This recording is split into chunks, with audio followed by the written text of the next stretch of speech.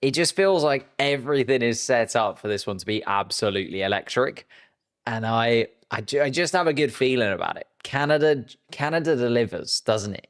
Canada is always one of those weekends where it's like there's something to play for here. A few of the teams turn up. A few of the teams have the ability to go on and take the victory. Like I was not expecting George Russell to take pole position yesterday. Came out of nowhere, did it, got the t-shirt once again.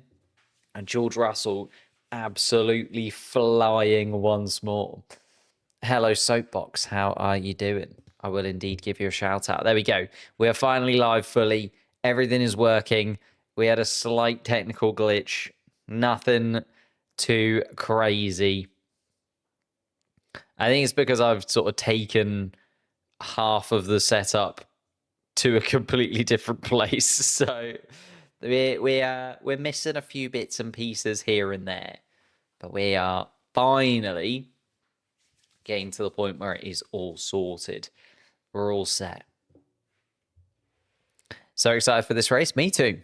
Me too. I think this is set up to be the perfect Grand Prix. The absolute perfect Grand Prix.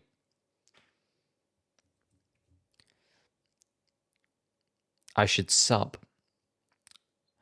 This is why you should sub. Oh, I thought you meant sub to you. I was like, sure. Give you a sub if you want.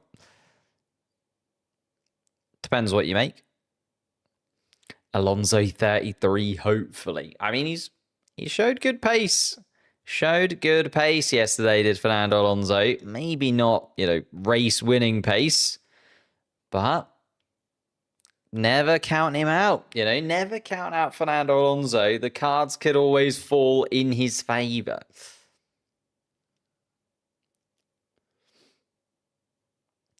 Odds of max penalty today. I wouldn't like to say. I wouldn't like to guess. I think if he does manage to get himself a penalty, he is going to be told off pretty substantially by the Red Bull higher-ups. I cannot imagine they would be overly pleased with that. But you never know. Maybe a race off for Max Verstappen at this point in the season will reinvigorate him to come back with a little bit more, well, hopefully a little bit less, actually, gumption about him. But as I say, I think this is all set up to be a beautiful, beautiful Grand Prix in 20 minutes' time. Get your predictions in now. I want to know who you think is going to win. As I said, I think it's a little bit of a mix. Do you think it's a Mercedes? Do you think it's a Red Bull? Can a McLaren get up there? Maybe even a shock Ferrari victory? Who will be on the podium alongside that victor? And then your surprise package, your best team of the weekend. And of course, at the other end of the grid, your struggle and your flop. Martin Brundle running around like an absolute headless chicken. Did I change the track on the wall? I did not. It is Singapore. It will always be Singapore. Although I don't know if I'm going to have the track on the wall in the background of the new setup. I'll be honest. Don't know if there's going to be space to fit it into the background. We'll have to wait and see. Not going to say yes or no as of yet. They are taking the brake pads off Franco Colapinto's Alpine at the moment, which doesn't look amazing for the team in pink. But if you can't race, well, if you haven't got a brake disc on your tyres, then you certainly can't race. All going to be fixed now. All going to be good, says the Alpine engineers. So chances of Russell surviving it. I think it's going to be George Russell that, is going to be putting the pressure on, surely, no? I feel like if there's a collision, it's more likely to be Russell's fault, just because I feel like Russell can kind of push it that little bit extra. Whereas Max, as much as we joke, Max will not want to miss a Grand Prix. Max will know that missing a Grand Prix will effectively take him completely out of this title battle. I know that is unlikely at the minute anyway. He is a fair chunk of points off Oscar Piastri, 186 to 137.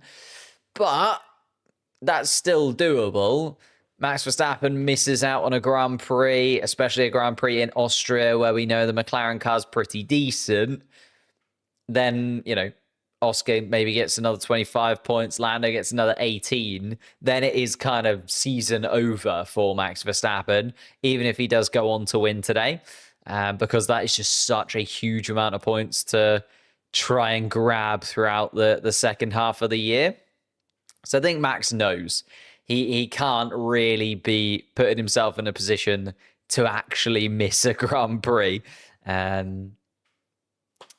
But then Max has been in positions before where he shouldn't do stuff, and he has. So at the same time, I don't want to say is guaranteed that you won't. I think George Russell's an interesting factor. 111 points could actually be ahead of Max Verstappen in a couple of races' time and things go his way.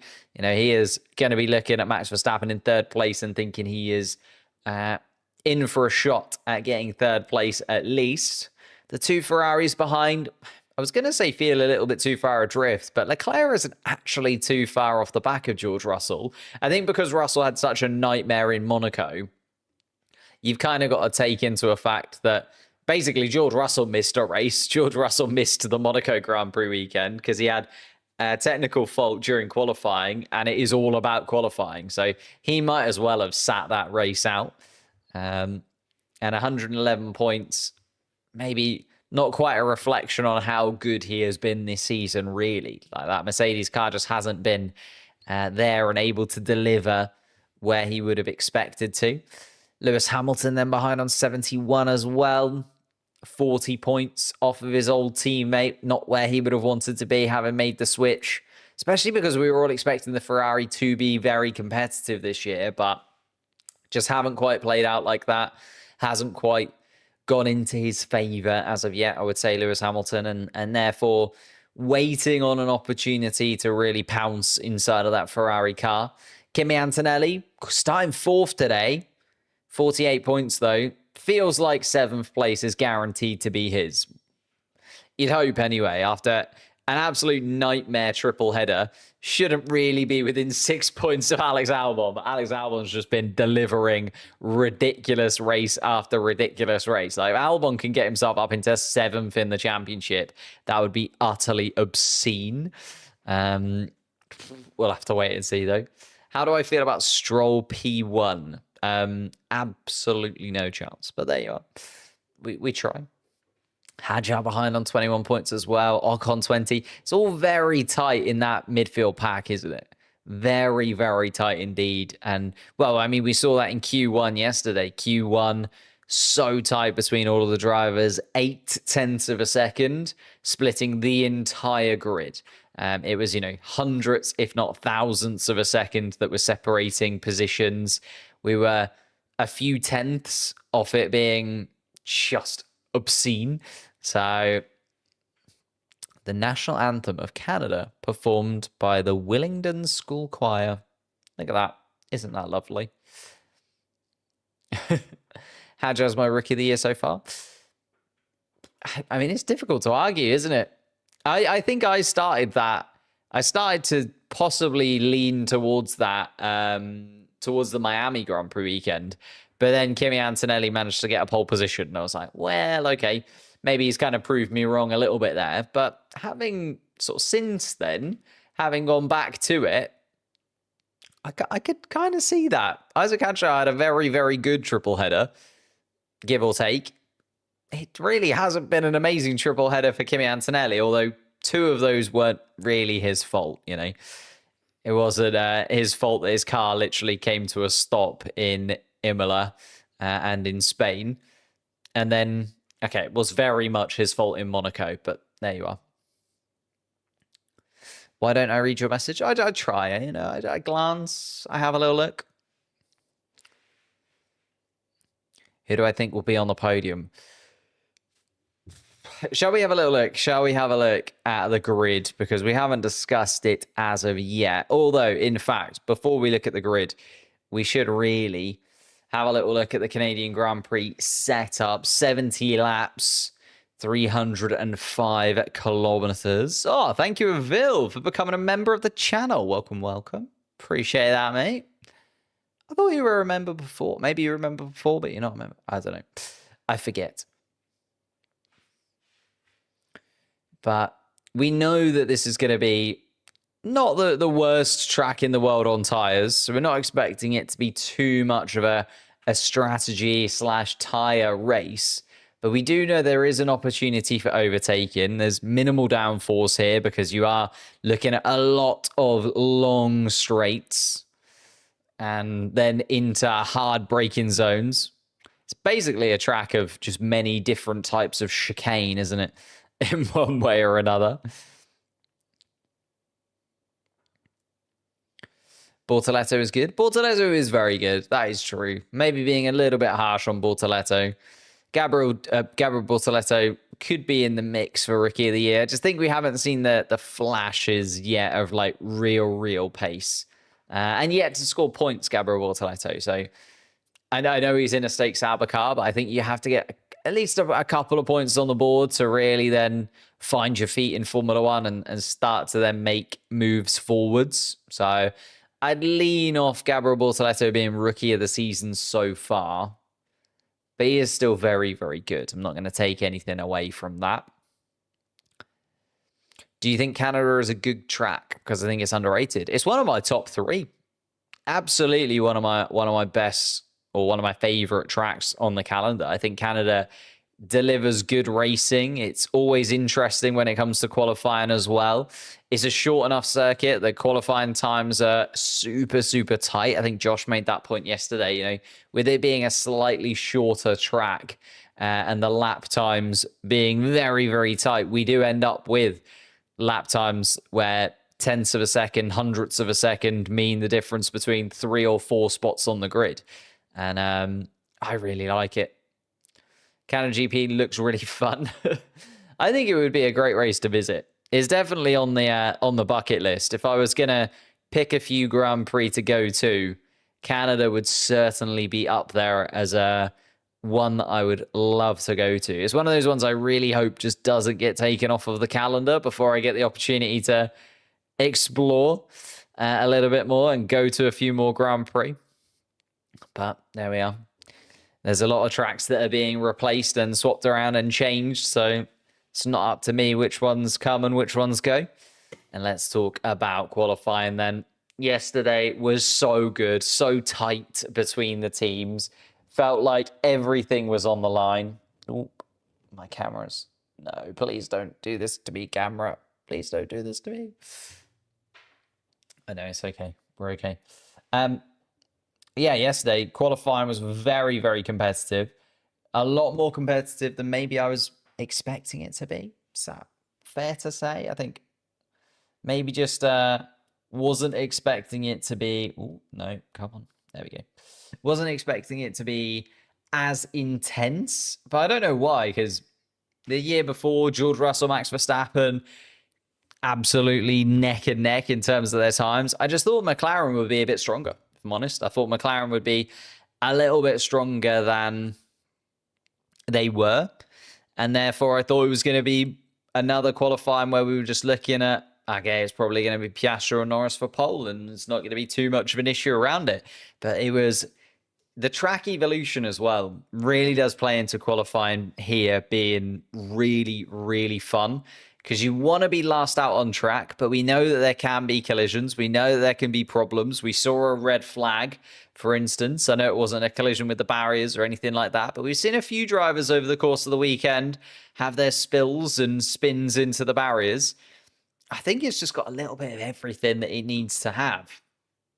What happened to Yuki? 10-place grid penalty for Yuki Tsunoda for overtaking under red flag conditions during free practice 3.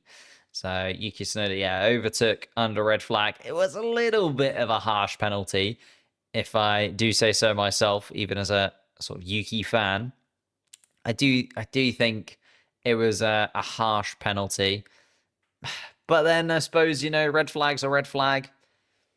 You've got to draw the line somewhere. Yuki Tsunoda said himself he thought it was safer for him to actually overtake than to stay behind a car that had damage and could possibly flick debris in his direction. But you can't overtake under red flag under any conditions, and that's kind of the thing, isn't it? Double or nothing first turn crash. I mean, it's been talked about a lot, which therefore makes me feel like it's unlikely. You know, we always have these things where it's like last year it was when Max and Lando were side by side, and you know, now with Max and Russell, we had it with Piastri and Max earlier on in the season as well. It just feels like there's a lot of the time there is this like, ooh, is there going to be a crash? Is there going to be this, that, or the other? Never generally is. But then, you know, I wouldn't mind being proven wrong. Making our way from the top to the bottom, though, even though we just had a little chat about Yuki Tsunoda down in 18. George Russell does start on pole position for the second year in a row. And Max Verstappen is beside him again for the second year in a row. That 1-2 locking itself out again. The Mercedes versus the Red Bull down in towards turn 1.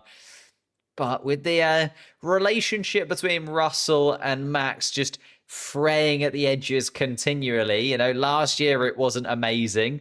Then they bump wheels again last time out in Spain after Max absolutely loses his head due to the tires under the safety car. It just feels like is building to something, isn't it? We need a championship battle where it is Russell Verstappen, or at least a race. Well, maybe this is the a race where the Russell versus Verstappen, both cars are actually in for the chance of winning the Grand Prix, and it's really, really tight between the two of them. Like, I feel like that's just exactly what we need between these two.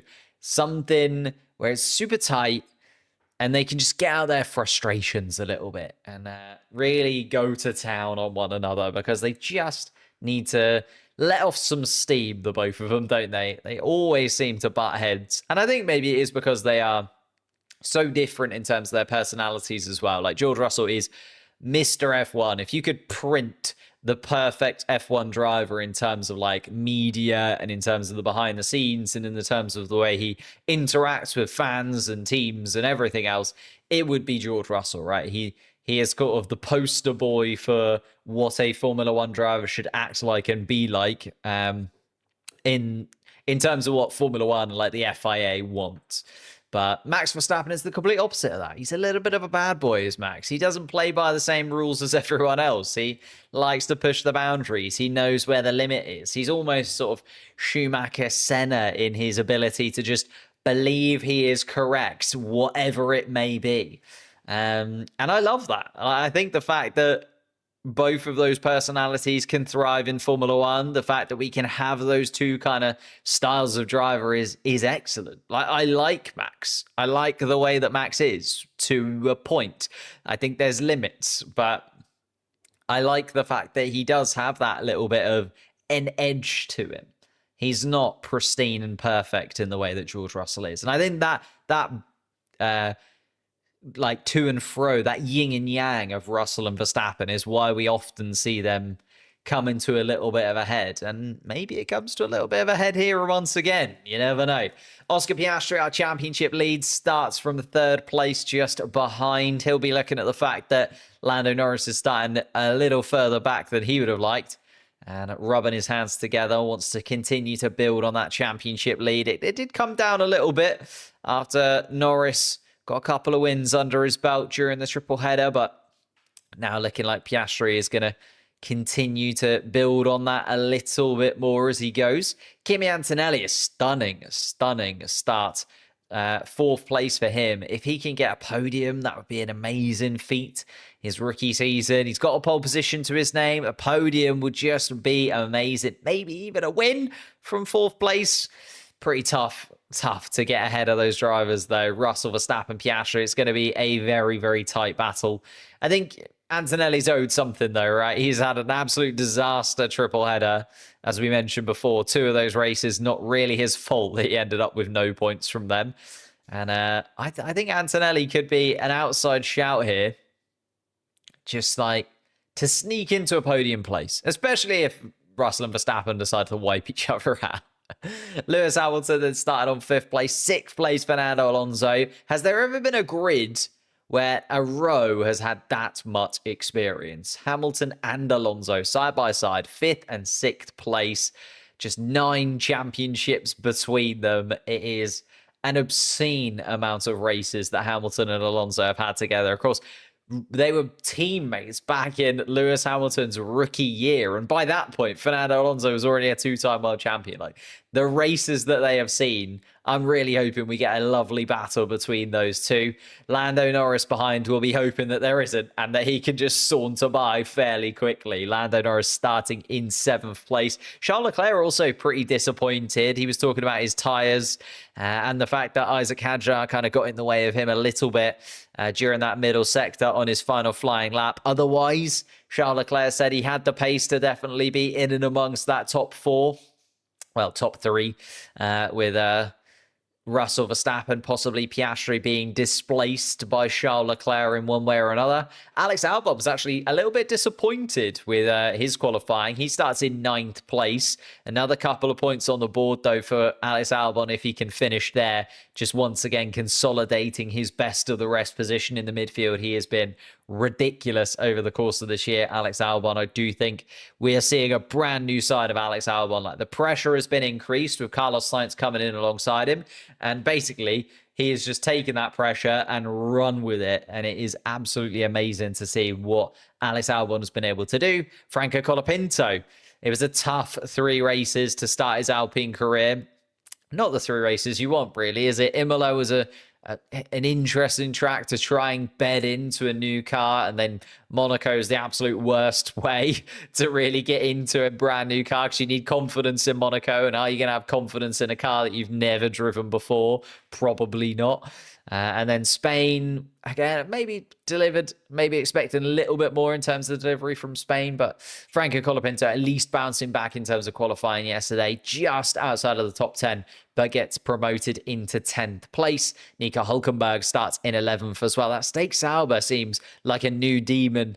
Obviously, Hülkenberg picking up a 5th place finish, a little bit, fortuitous maybe last time out in Spain to get that with the safety car at the end, but got to put yourself in those positions and the luck comes to you. And Nico Hülkenberg said, thank you very much, I'll take the points and run away with it. Maybe some points on the cards for him again. Isaac Hadjar, though, dropping 3 places, a 3-place penalty for Hadjar for impeding Carlos Sainz in Q1. He drops down to 12th place after another Q3 appearance, again being the 2nd fastest Red Bull powered car. And even with that 3-place penalty, well, I suppose Tsunoda dropped back down to 18th place as well. So it is difficult to say, but he is, as the list shows there, the 2nd fastest Red Bull on the grid. Ollie Behrman and Esteban Ocon start side by side in the Haas's 13th and 14th place. Gabriel Bortoleto in 15th, needing to get his first points on the board. Only Bortoleto and Colapinto with no points on the board so far this season as we go into round 10.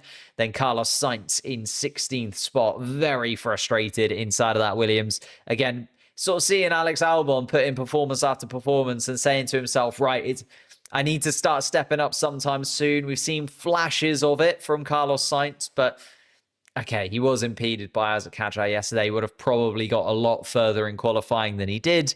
It's going to be a tough race from 16th place. Starts on the hard compound tyre, though, so maybe going for something.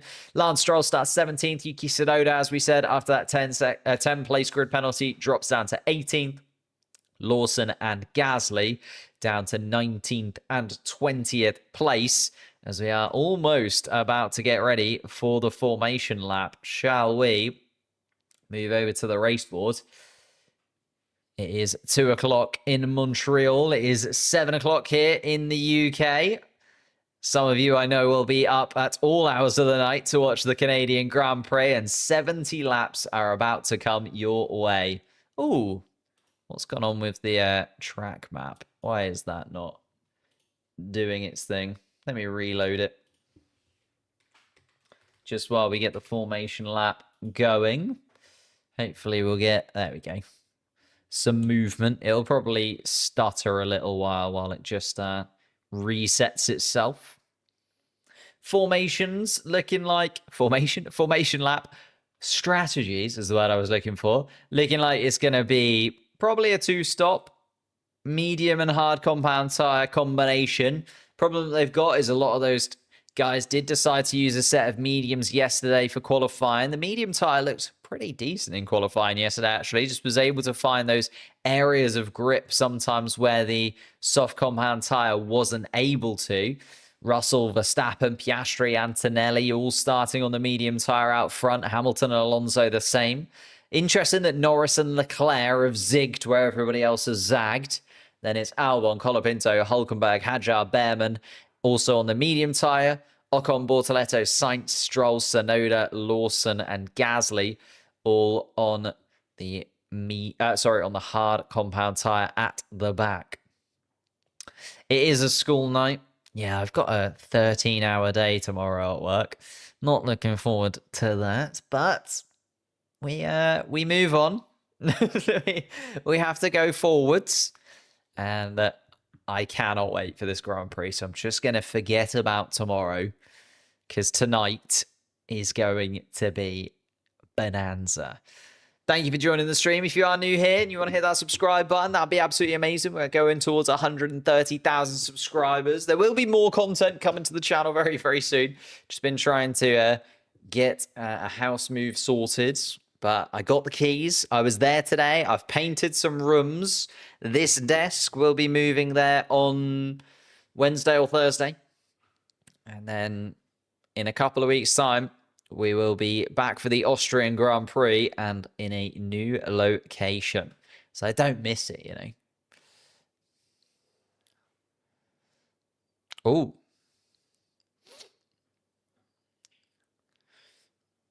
Here we go.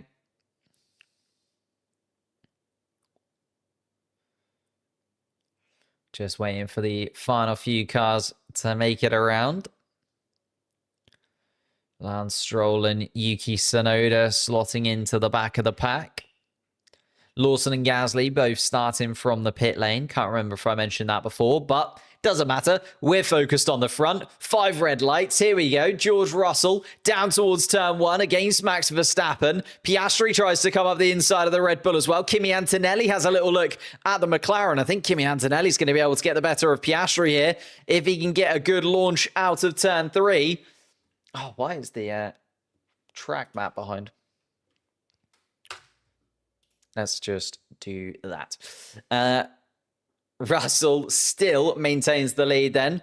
Verstappen has managed to gain it. Piastri has had to concede to Antonelli. Hamilton has got ahead of Alonso still. Norris and Leclerc still side by side in 7th and 8th place. Hülkenberg has had an absolutely electric start. Colapinto's been able to hold on to 10th place, but Albon has dropped a couple of positions. Oh, and there's a Williams that's gone wide. And it's Hadjar versus Albon, and I think Albon was sent over the grass. Oh my goodness me, and it's so tight in towards the hairpin as well. Cars side by side. Got Colapinto versus Hadjar. Hadjar desperate to get back into the top 10. Qualified in there yesterday. A 3-place penalty for him. Dropped him down the order though. Hülkenberg absolutely on a flyer though. Into 9th place. Colapinto and Hadjar side by side. Albon's trying to get amongst it as well. It is chaos towards the back end of the grid. But George Russell leads. Verstappen second. Antonelli has gained a place. Piastri down 1. Hamilton, Alonso where they started. Norris and Leclerc also. Hülkenberg is up 2 spots. Hadjar is up 1. Albon has been the big loser, down 3 positions. And Yuki Tsunoda managed to get the better of Lance Stroll. Lawson and Gasly have now caught up to the back of the pack as well. DRS is indeed activated. Russell and Verstappen getting away a little bit here from Antonelli. Oh my goodness me, there is a lot of debris. Somebody gone over the grass again, possibly? Or no, I think there's just a lot of grass came up when Alex Albon was sent across it. DRS is, of course, enabled. helping Max Verstappen to close the gap on George Russell, but doesn't get it this time around. Kimi Antonelli also with DRS to Verstappen. Piastri doesn't look incredibly happy. He's dropped outside of DRS range of Kimi Antonelli, and Lewis Hamilton with DRS to the McLaren car. The McLaren dominance maybe not quite there this weekend. We know that Piastri was having pretty tough time of it throughout the free practice sessions, and Piastri not super comfortable inside of the McLaren car so far this weekend. Managed to get it together during qualifying. He said he was pretty happy with a third place, but not quite clicking at the moment.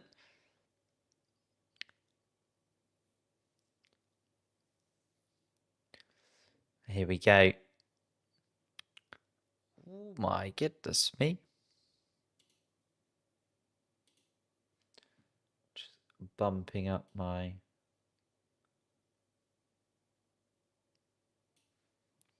headphones a touch.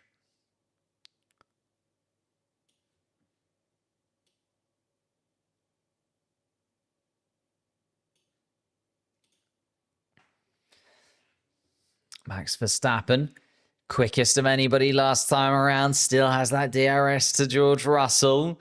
We're just waiting for an opportunity now, aren't we? We know that Verstappen is going to go for a move at some point.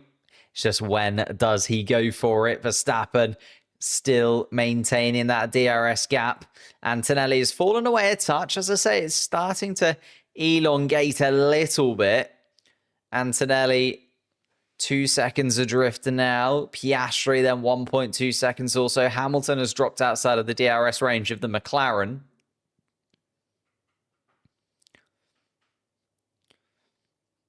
And Verstappen just making sure that George Russell knows he is there, having a little look at the side of George Russell. Again, George Russell will be looking in his wing mirrors, knowing that Max Verstappen is there. Verstappen keeping him keen. And whether or not he goes early, we know that this first stint is going to be crucial, expecting a two-stop race, but it's whether or not Max Verstappen wants the benefit of that clean air versus he's just trying to keep George Russell a little bit alive, because going to be right under the dirty air of that rear wing for now is Max Verstappen, but it's another fastest lap nonetheless. And Piastri on the radio already saying that they're going to go for Plan B. Plan B for Oscar Piastri. Piastri, 4.5 seconds off the lead of this race already, has dropped a couple of seconds back from Kimi Antonelli in third. Hamilton a second behind as well. As I say, Fernando Alonso inside DRS range, but then the rest of the top 10 just starting to elongate a touch. Isaac Hadjar is there as well.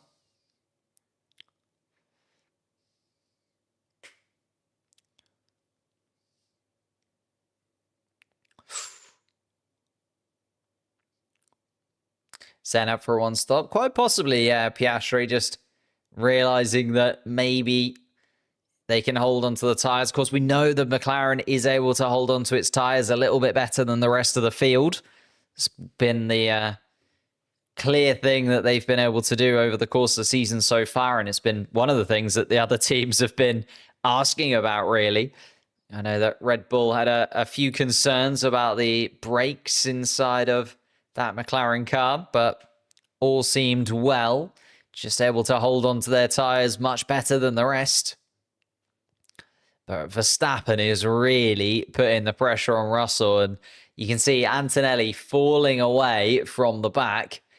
But it just feels like at this point, Antonelli holding onto his tyres a little better. These two just absolutely going for it. Doesn't feel like they are holding onto their tyres at all. Verstappen right under the rear wing of Russell continually. This lap, the first lap that Verstappen has dropped outside of DRS range of the race leader. Finally, George Russell can breathe a little bit better.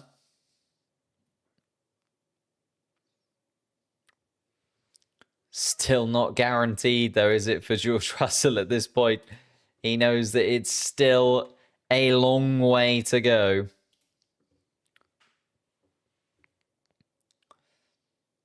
George Russell closing in on another victory in Formula One. If he can remain in the lead, though.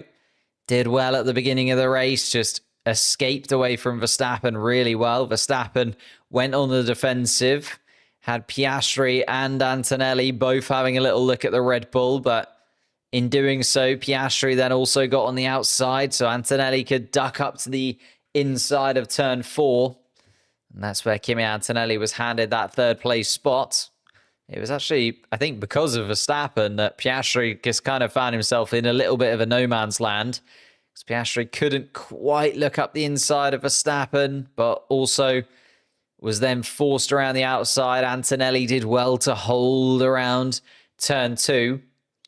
And that's when Antonelli pounced into the podium places. This would be Kimi Antonelli's first podium in Formula One if he can hold on to third place for now. And there was the move from Alex Albon. Had to tape to the grass on the opening lap. Maneuvers, and that really did bobble around the Williams car of Alex Albon. Did eventually let Colapinto back past, but it was Nico Hülkenberg, I think, that took advantage of all the chaos in front of him. Hülkenberg just biding his time and waiting for Albon to come back onto the track, and then ducked up the inside of both of them. Hülkenberg up into 9th place. Hadjar has also got the better of Albon since then. And they run Hülkenberg, Colapinto inside of the points. Hadjar and Albon, the two drivers that have been in and around the points most often, down in 11th and 12th. 13th and 14th still the two Haas cars. And those hard compound tyre runners, just keeping an eye on their pace, because they just need to make sure that they're not getting too far adrift of the medium tyres. I know that they might be going for a slightly different strategy, maybe even a one-stop with the hard compound tyre, but need to make sure it doesn't play against them too much. In Carlos Sainz down in 16th. It's the one I'm kind of keeping an eye on, because you can compare him directly to Alex Albon, who's in that train. I suppose Gabriel Bortoleto kind of compared to Nico Hülkenberg, but Hülkenberg is in clean air, where Gabriel Bortoleto underneath the rear wing of Esteban Ocon.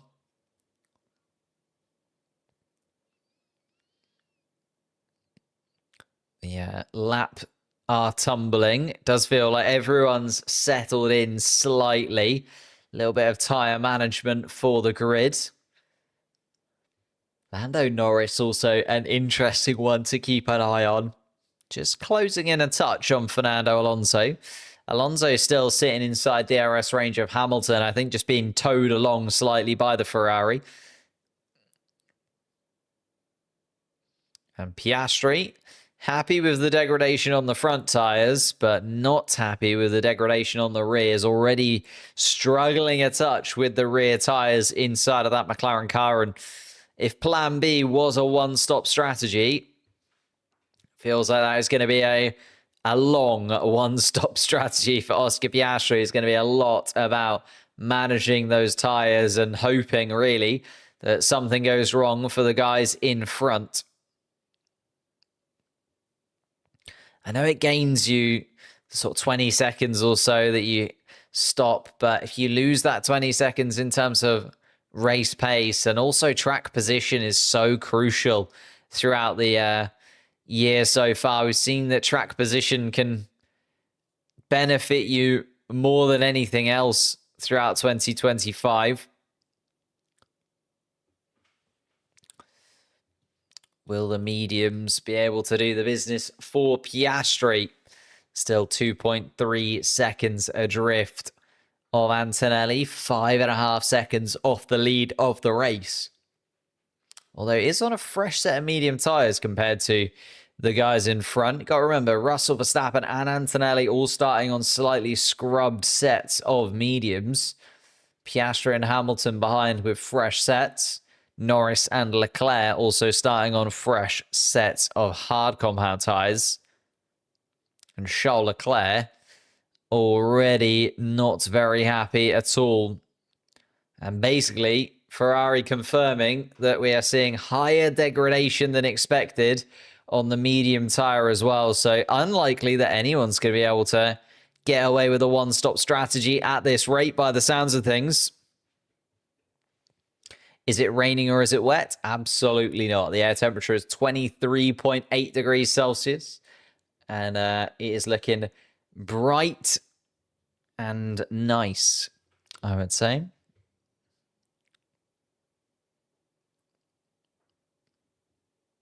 Verstappen on the radio.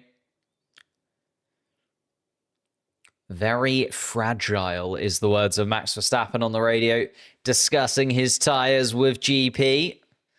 Gianpiero Lambiase will be back to the strategy board then and asking the team what they can do with that information. Verstappen has started to fall off a cliff, really.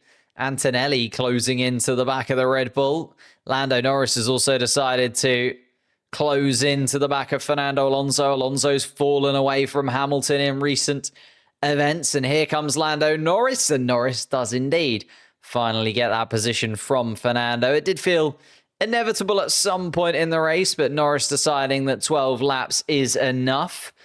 And Alonso was right under the rear wing of Hamilton. I just wonder whether actually Alonso had just done a little bit too much work on those tyres in the dirty year behind Lewis Hamilton. Now down to 7th place. Kimi Antonelli is having a little look at the back of Max Verstappen's car. It's a nice little move, actually, from Lando Norris at the hairpin, just getting past Fernando Alonso on that back straight. DRS popping open. And in to 6th place, just a couple of positions behind his teammate now. Of course, the two McLaren cars on different strategies, though. And this is the battle I'm interested in. Kimi Antonelli is within a couple of tenths of a second of Verstappen. Is he going to go for a move down towards turn 13? I think that he is. DRS is open, and I think Verstappen peels into the pits. Verstappen has had enough of those medium tyres, goes straight on, and Antonelli is going to be up into 2nd place. So it's a Mercedes 1-2, but Verstappen into the pits. Early pit stop from Max Verstappen, lap 13 of the race. But those medium tyres just going off a cliff, and maybe Verstappen has found a little pocket that he can come out into where there's not too much traffic. Just seeing Nico Hülkenberg going past. I suppose it's not the worst place for Verstappen to come out into. He's got a few seconds, 2.5 seconds to Hülkenberg in front. But maybe going for the undercut here, Max Verstappen, after losing the pace on those medium tyres. Kimi Antonelli did feel like he was going to go for a move anyway, but Verstappen peeling into the pits meant we didn't get to see that happen. George Russell now leads then 3.8 seconds from his teammate Antonelli behind in 2nd spot. Oscar Piastri now up into 3rd with Verstappen pitting. And who blinks next then? Russell box. Covering the undercut. Josh Russell is in. Kimi Antonelli goes past. And Antonelli is leading the Grand Prix. The Italian rookie is at the front of a race. Of course, was there in Miami. Started on pole position for the sprint race. But the Canadian Grand Prix is going to have laps completed at the front of the pack. The hard compound tyre does feel like the one to go for. The medium tyres seemingly falling away much quicker than the teams were expecting, or at least Ferrari was expecting. Isaac Hadjar following the lead of the previous race leaders. Russell has come out ahead of Hülkenberg. George Russell Also in a nice little bit of clean air to Fernando Alonso ahead. Charles Leclerc has also now dispatched Fernando Alonso whilst we were watching the pit stops coming in. And Lando Norris on the radio. Plan A.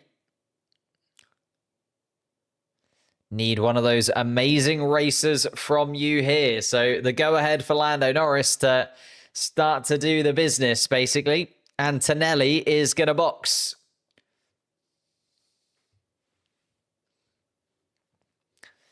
Everybody going for the, well, has to be a two-stop at the front of the race, doesn't it? Lando Norris getting the hurry up, and wow, getting the hurry up indeed. Now within DRS range of Lewis Hamilton, Lando Norris. And I think Norris just realizing now that the medium tires are going to go off. He needs to get himself in a nice little bit of clean air and close into the back of his teammate. Hamilton is 3 seconds adrift of Piastri, who now leads the race. Russell came out in front of Hülkenberg. Hülkenberg runs 7th. Verstappen and Antonelli at 8th and 9th. So Antonelli now trying to regain the position that he had on Verstappen. Looked like he was going to try and go for the overtake as Verstappen pulled into the pits. Comes out behind Verstappen once again. And here comes Lando Norris then.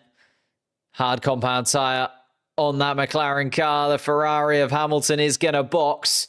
But Lando Norris is going to get the move done before they get to that corner anyway. And through turn 13, Lando Norris goes and into the pits. Lewis Hamilton goes. Norris would have been ahead going into turn 13 anyway. But Hamilton covering off the rest of the pack. Hamilton did start on the medium tyre. Alonso into the pits as well. Just feels like those medium tyres are going off for everybody at this point. Alex Albon has continued on with them. 19 laps those tyres have done on Alex Albon's car. Of course, 16 in this race. They were slightly scrubbed beforehand from qualifying.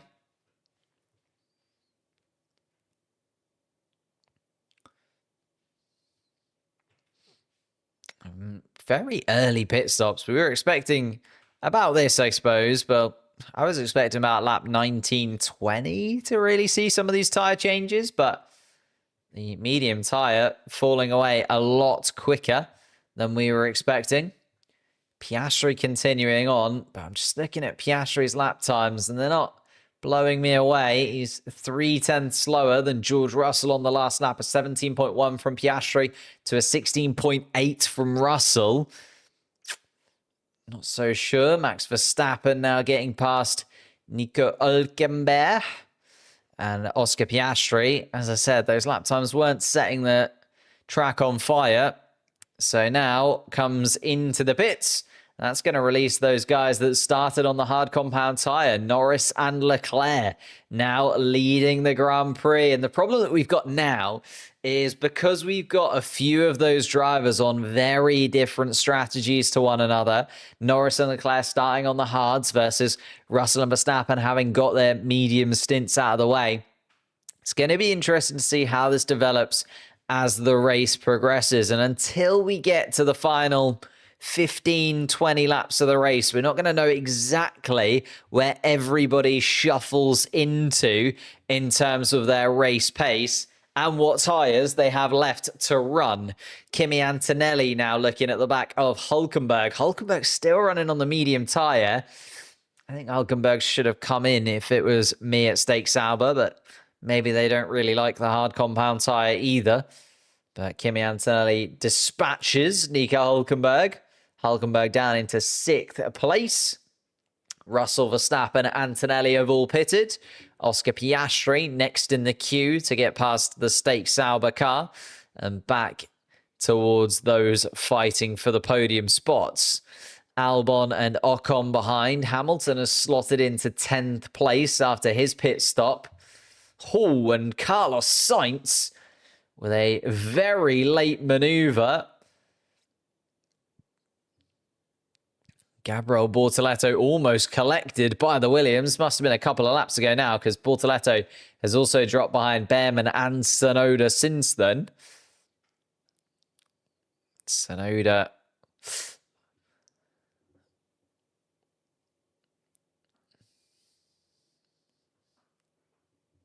Sonoda's not doing too badly here, actually, is he? Up into 13th place. I suppose Alonso, Colapinto and Hadjar have all pitted now.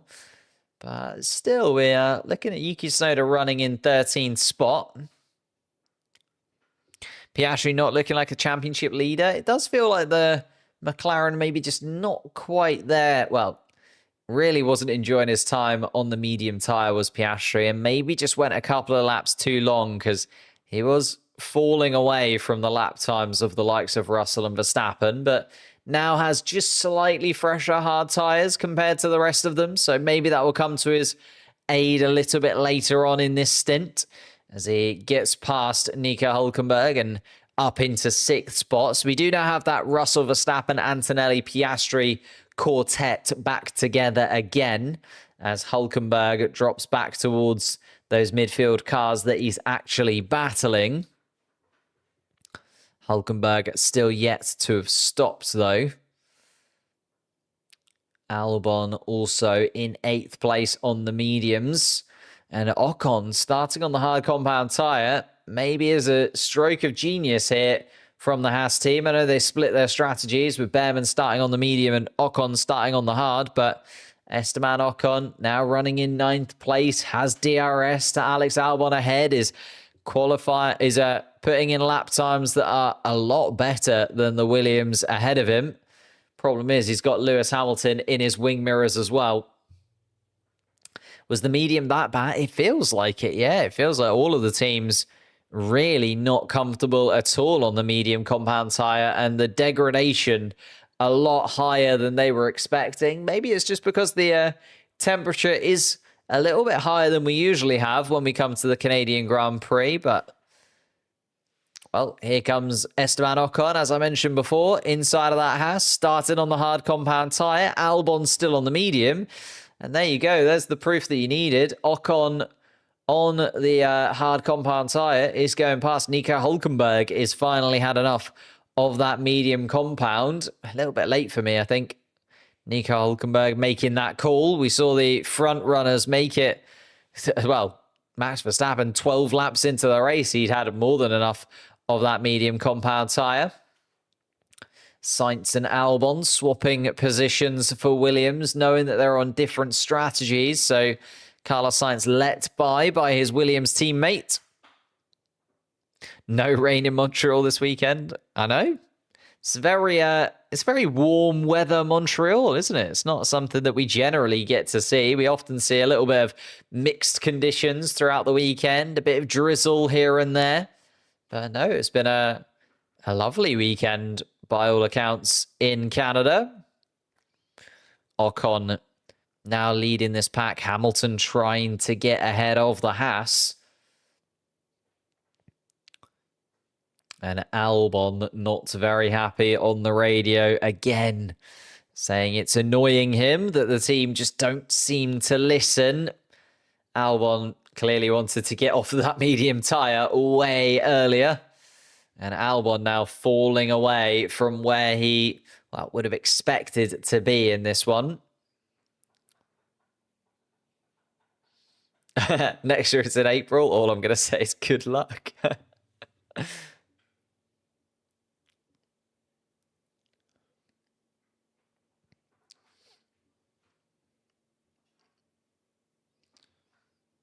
And Albon on the radio again.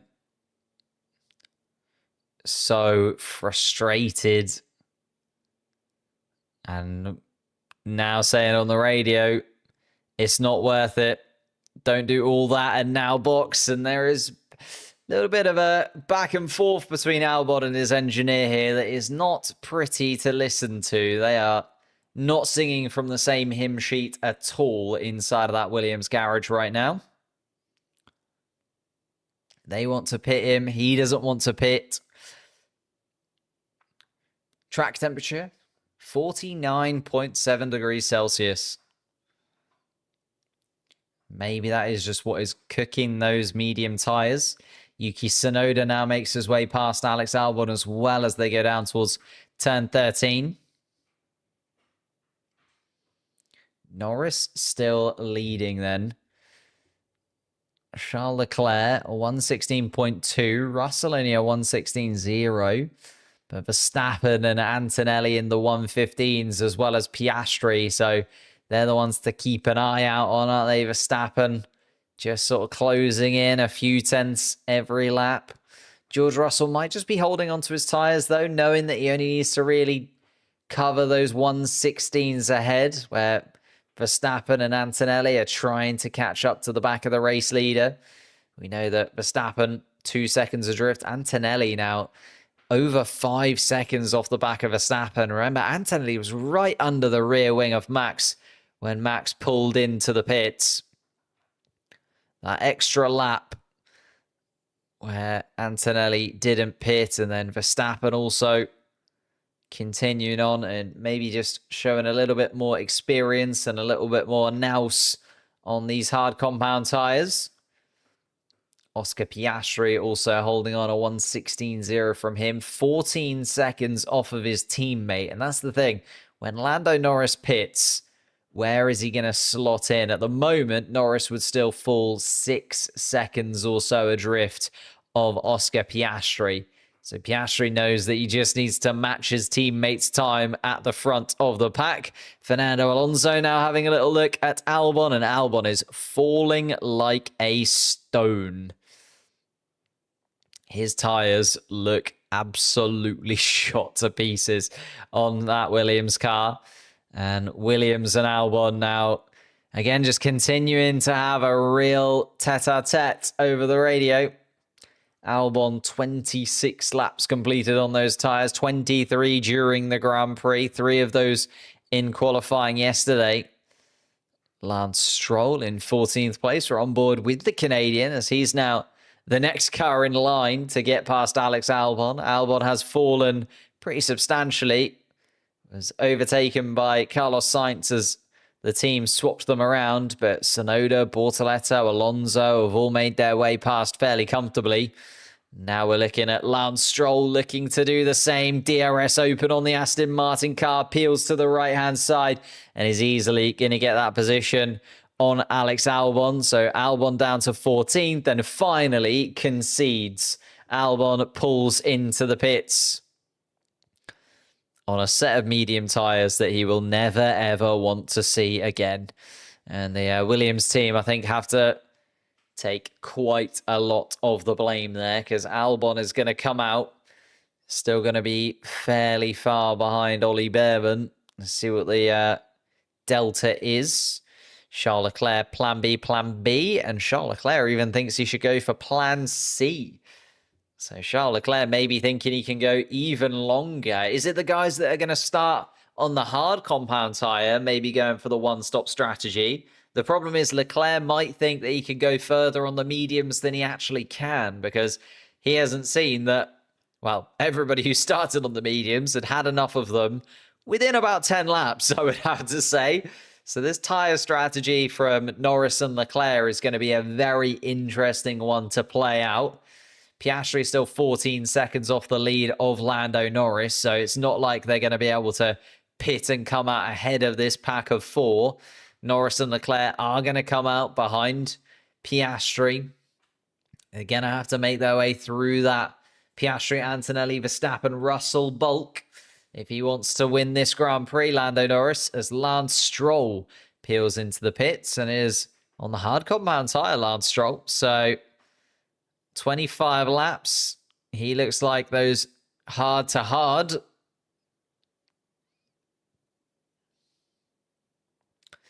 And he's definitely going to have to stop again. So Lance Stroll going for the 2-stop strategy. Needs to use the medium tyre or the soft compound tyre if he really fancies it at some point. Although with the tyre degradation as it is, I'm not sure that that's the best choice.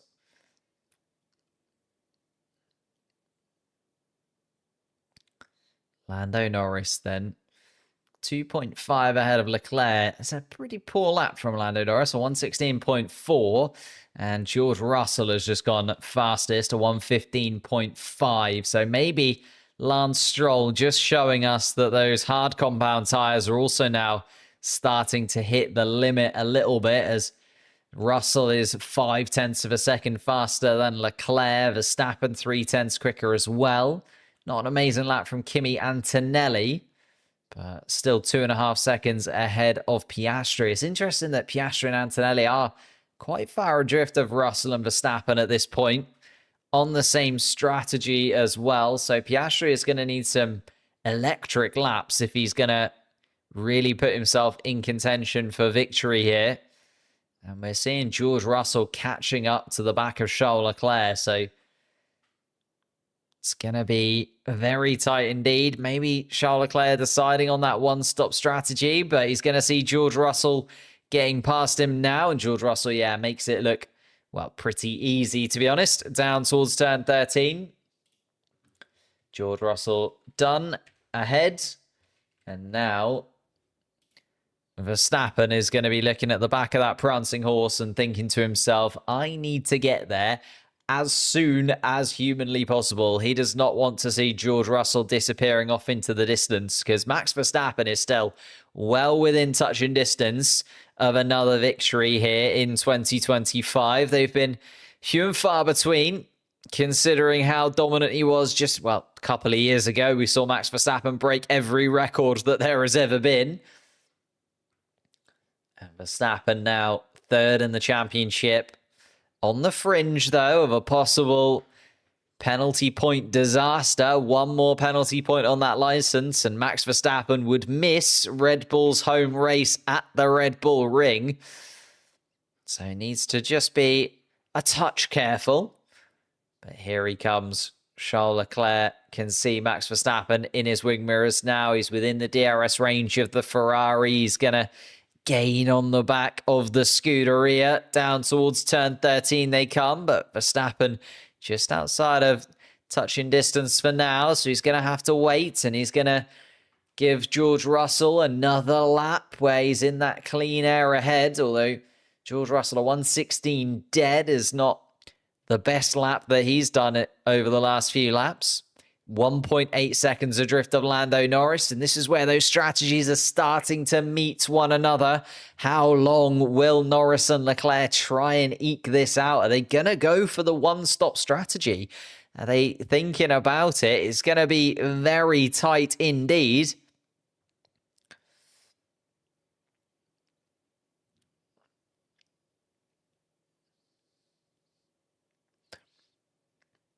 I was watching Le Mans before this. Lovely to see Robert Kubica. Oh, that's what you guys are literally saying.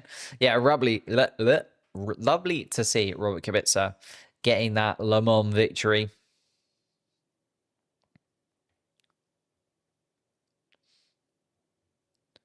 A possible legend of Formula One that we never really got to see come to fruition. The only Polish race winner, of course. Charles Leclerc is going to box then. The call has been made by Ferrari. 28 laps. Doesn't feel like that's going to be one-stoppable. But definitely not one-stoppable. Let's not be silly about it. 30 laps completed on a set of hard compound tyres. But it's whether he goes hard onto hard and keeps the medium for a bit of a sprint at the end. He does. It is hard tyre on Charles Leclerc. And Charles Leclerc says he does not understand this choice. Got to use two different types of tyre, though. Fernando Alonso dispatching Yuki Tsunoda for 10th place in the final point scoring position as it stands. Alonso has pitted as well, so he's going to gain a position surely on Ocon and Sainz ahead of him fairly soon. Ocon and Sainz, 28 laps completed on those hard compound tyres each. Started on the hard compound tyre, have done very well to sustain it. But Tsunoda now being outdone by Fernando Alonso. Tsunoda, Bortoleto, Lawson, Gasly, all on the hard compound tyre from the beginning as well. Think Ferrari did the right thing here? I think so too. I think that the pace to do the one stop. I don't think Leclerc was quite well. I don't know what Leclerc obviously knows, but I don't think Leclerc would have been happy with the pace of the medium compound tire. I think he was expecting, you know, oh, maybe I can go a little bit longer and maybe I can get onto the medium compound. But I don't think he would have been happy with the medium compound, to be honest. Would Charles Leclerc?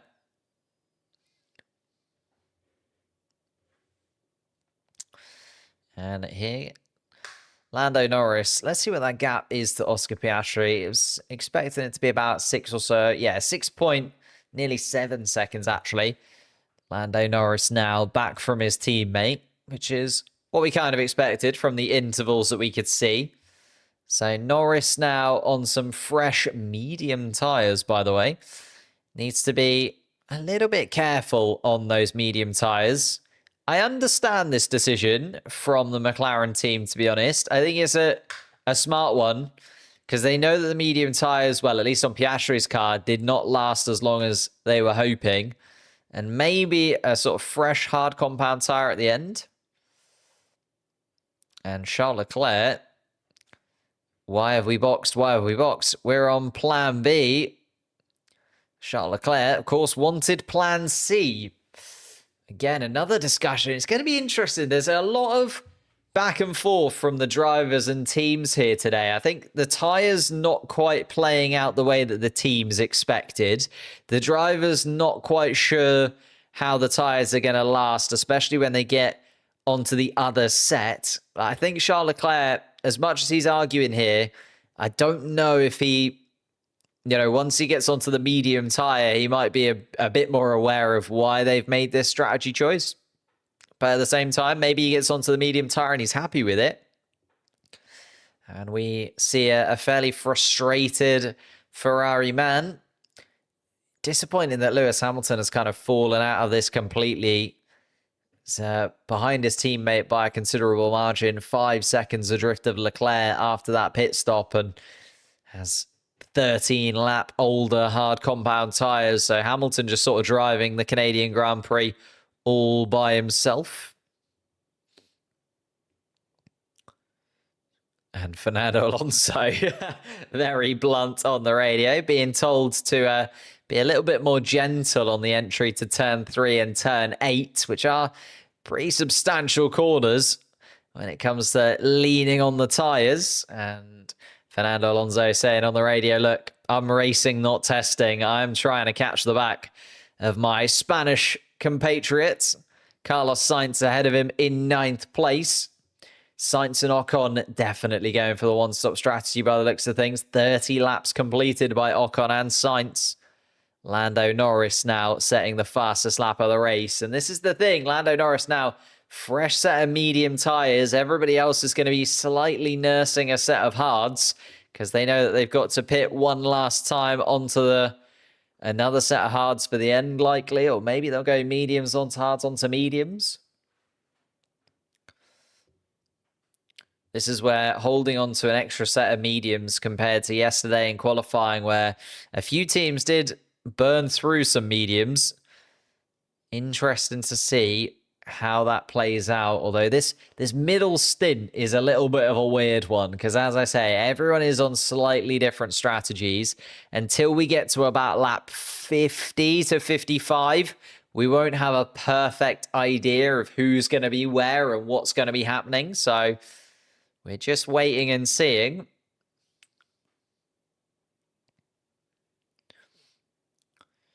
Alex Albon's strategy is being discussed by James Vowles, and nobody's very happy about it by the sounds of things.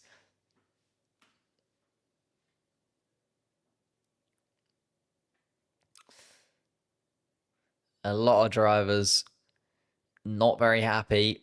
It is hard, like, for the teams to judge. It's so difficult because you've got your driver saying one thing, the other drivers and the other team saying other things.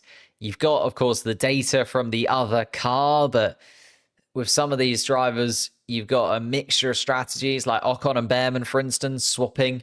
One of them starting on the mediums, one of them starting on the hards, one going very long. Less difficult for the team to gauge a lot from the other driver.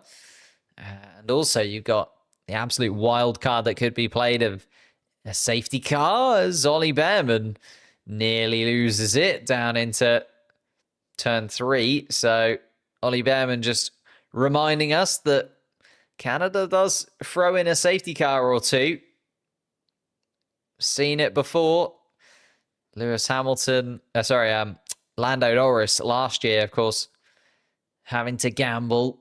Safety car came out. Did he pit? Did he not? Should he have pit? It was a tough call for the team to make. Obviously, in hindsight, we now know that Lando Norris would have been in a much better position had he pitted straight away under the safety car, but it's going to be a different scenario here because there is no change in weather conditions by the looks of things. Still a lovely day in Canada. As Fernando Alonso now does get past his other Spaniard on the grid, Carlos Sainz, slots into 10th place and is just running a very different race. 33 laps completed on that. Max Verstappen, 4 seconds adrift of the race leader. We haven't really talked about George Russell much here because Russell just continually putting in decent lap times, a 15.5, keeping the rest of them at bay. Kimi Antonelli is actually closing the gap on Max Verstappen at this moment in time. Antonelli 0.6 of a second quicker than Verstappen on that last lap. Piastri also gaining pretty substantially on the Dutchman.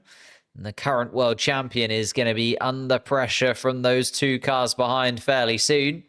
Lando Norris also setting fastest laps after fastest laps. Another fast lap from him, a 15.0. 6.5 seconds, though, off the back of his teammate. Lando Norris knows that this is a crucial part of the race for him. Getting that medium stint done in clean air, can hold on to those medium tyres a little bit better than the rest of the pack ahead of him, and maybe just put himself in a really solid position going into that final stint. Maybe goes on to another set of medium tyres here. Lando Norris, if he's got them available to him. Started on the hard compound, of course. If he is finding that pace on the medium tyre, can hold on to them for a little bit longer as the fuel loads start to drain. Lando Norris isn't out of this as of yet, although it does feel like the race lead is done and dusted. George Russell looking very comfortable indeed out front. Charles Leclerc in 6th spot. Keeping an eye on him. 4 seconds off the back of Lando Norris. As Norris now gets into the 114s. It's a 114.9 from Lando Norris. Again, just chunking another few tenths out of the cars ahead of him.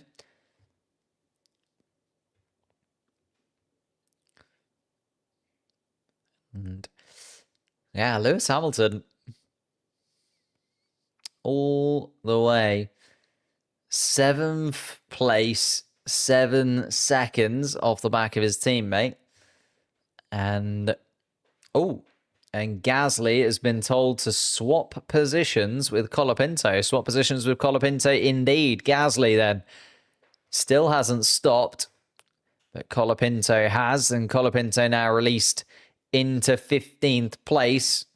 And it's those hard compound runners from the midfield who are really longing out their first stints.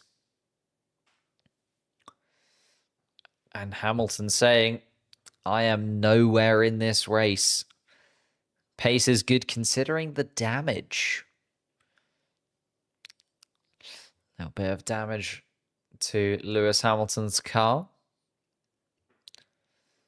And Kimi Antonelli is closing in again. And Antonelli was looking to get past Max Verstappen as then Max Verstappen pitted. Now he's going to get another run at the current world champion. And the rookie in the Mercedes, that Mercedes does just look like an absolute rocket around the Canadian Grand Prix circuit, doesn't it? Every year the Mercedes car seems to just turn up and be good in Canada. Like, even in 2022 and 2023, it wasn't a disaster weekend for Mercedes. They always seem to turn up and be okay when it comes to Canada. This year, Again, just haven't really looked like a car that's going to win any races. And now looks so strong in the hands of George Russell. 5.5 seconds in the lead. And Kimi Antonelli, his teammate, is also closing in on second place. And Verstappen once again ducks out of the way. As soon as Antonelli is within DRS striking distance, Max Verstappen seems to just jump into the pits. And Verstappen going for a very long final stint then on the hard compound tyre. Pitted early onto the first set of hards. It's another set of hards for Max Verstappen. And have Red Bull seen a gap that they can come out into? Why did they decide to go now? They're going to come out. I see. They're going to come out ahead of Lewis Hamilton. So nice little jump in there. 5 seconds adrift of Charles Leclerc and can get the traction down on that fresh set of hard compound tyres. The undercut on George Russell, very, very unlikely considering the gap was up to nearly 6 seconds.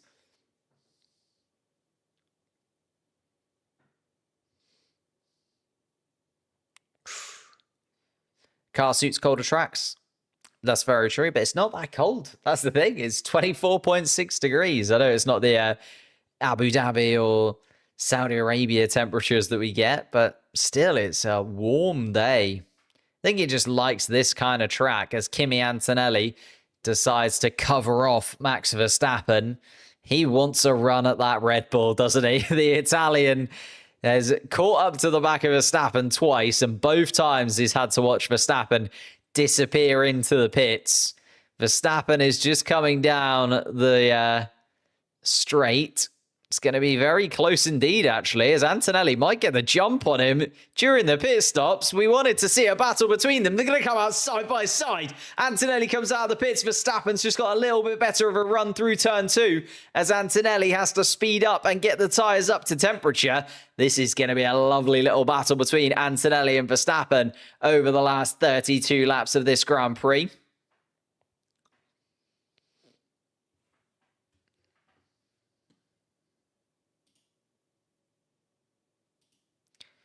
Let's just do that.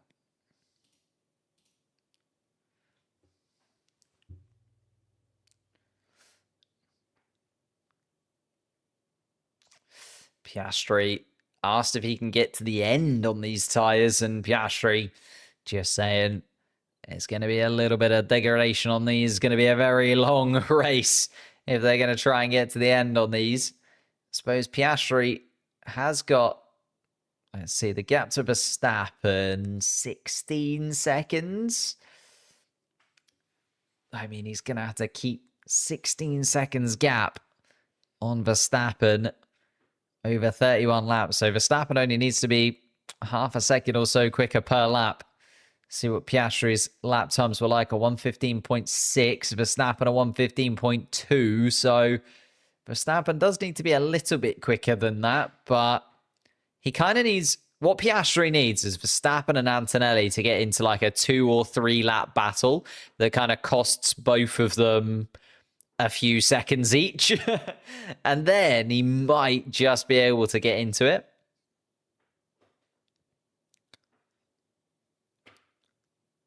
Russell, though, just looking super comfortable. I don't know. Do you risk it if you're Piastri? I'm trying to do the maths on it. It's so tight. If Piastri can keep up this pace, there's no way he's going to be able to go that far on a set of hards, because it's 30 laps. It'd be 54 laps on a set of hard compound tires. And I know that the cars get lighter towards the end of the race, but just feels like way too much to ask Piastri to do. Of course, Lando Norris is going to have to pit again. No way he's going to the end on those mediums. But could Piastri try and keep Verstappen at that length? Verstappen at 15.4, Piastri at 15.7. And it's that half a second that he needs. And it's just not quite half a second. Oh, it's going to be tight. It's going to be very, very tight indeed. Keep an eye on it.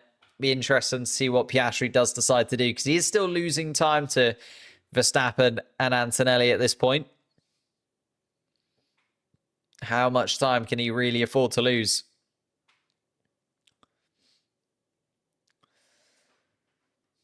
Band of blisters on the tire. Yeah, that's what I mean, but I don't think he will stay out, but it's certainly doable. I can understand why the McLaren team are looking at it, but yeah, it's, as I say, if those tires then just completely fall off a cliff, it makes you look like an absolute idiot, doesn't it?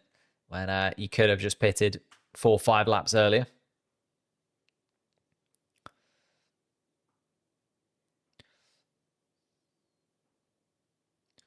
At this distance, the undercut is impossible. I don't think they're going for an undercut or anything like that. I don't think Piastri is winning this race, but I think Piastri could be looking at Verstappen and Antonelli and thinking a second place finish would be very beneficial indeed, especially as Lando Norris is going quick, but isn't setting the lap times on fire or anything like that. Was it the Montreal Grand Prix yesterday? Oh, how was it, Alex? Did you, I mean, qualifying was electric, so it must have been brilliant. But what did you actually think of the track and the surrounding area? George Russell, box. George Russell, box. Ooh. Pierre Gasly is fighting with Ollie Behrman. Behrman takes the escape road, and Isaac Hadjar slots into 16th spot. Starting to see those one-stop strategies coming to roost. Ocon and Sainz still going on the hard compound tyre. 41 laps completed on them.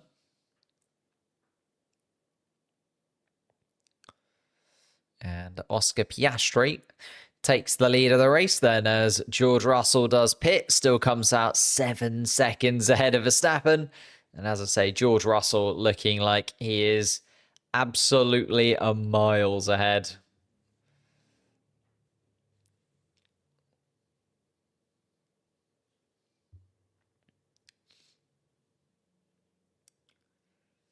Yeah, it's...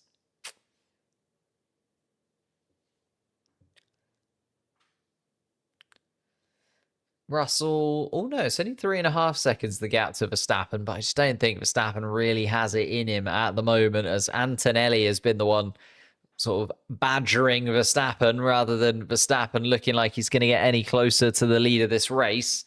Piastri's still out there, by the way, though. Piastri now 26 laps completed on those hard compound tyres. So looking very close to going for it. I'm sure they're crunching the numbers down at McLaren. Again, the lap times aren't bad from Piastri. 1:15.6. Looking at Verstappen at 1:15.3. It's not like Verstappen is closing in a ridiculous amount. It's just whether or not you look at the flip side of it. You put Oscar Piastri on a fresh set of tyres and you look at what that McLaren car has been able to do throughout the rest of the season. I know it's not looking amazing over the course of the Canadian Grand Prix weekend, but the rest of the season, it's been electric quick. Ocon is now 42 lap old hards. Yeah, he's going very deep indeed as well.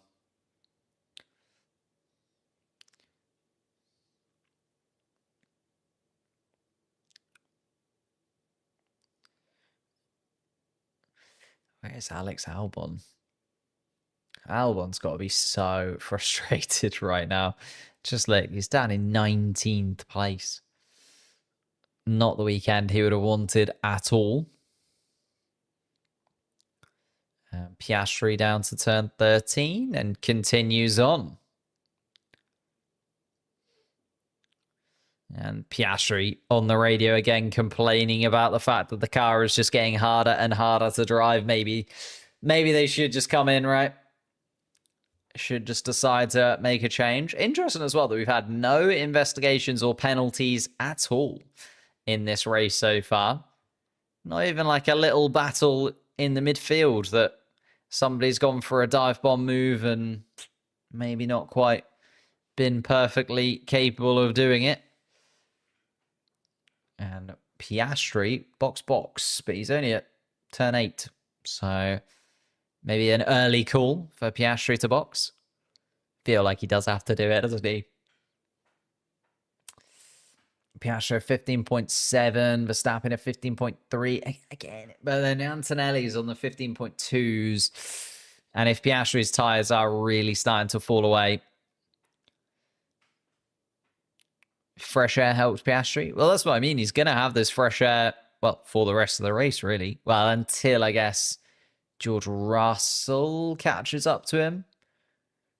Because Russell, 11 seconds in 26 laps. Doesn't matter anyway. Piastri's going to come in. It's all hearsay at this point.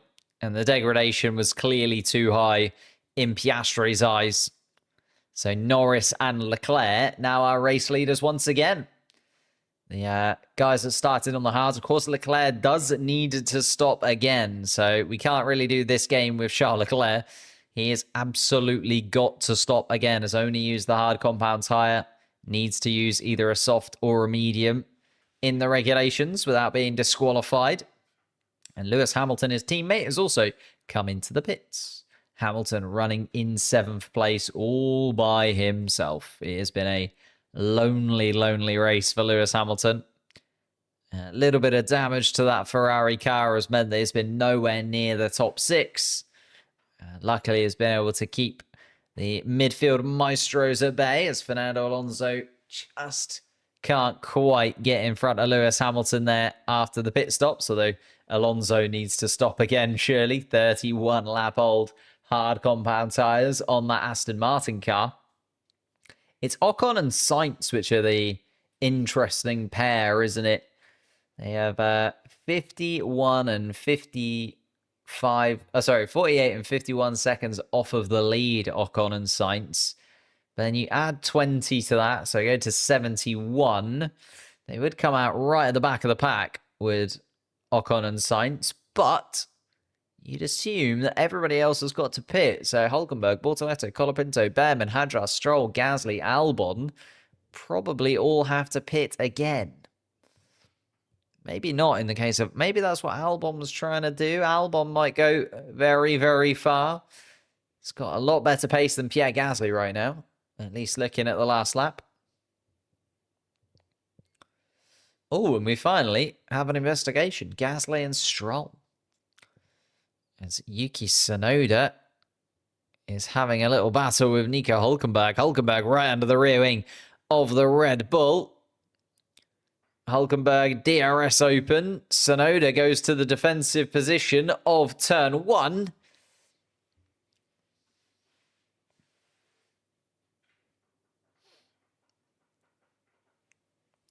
Norris is getting some traffic. Norris has pitted. Norris is in. I think, yeah, because he was catching up to the back of Albon there, wasn't he, Lando Norris? So deciding that that is not the dirty air that he wants to be in. Slots into the pits. What are the tyres that go on? It's another set of hards onto Lando Norris's car. I mean, I can understand it. It's going to be a drift of Piastri. And that's the thing. In terms of the championship battle here, Piastri and Norris, they're going to be on pretty much the same tyre. Piastri slightly more scrubbed, 2 laps old. And Lando Norris on a fresh set of hards. There's going to be 3.5 second gap between them. I think Lando Norris is going to be fairly happy to see that his teammate is so close, to be honest. Piastri would have been looking at the starting places on the grid and thinking, well, I should at least gain a good chunk of points on my teammate here. But Lando Norris right behind him. Piastri just having to make his way past Albon and Lawson.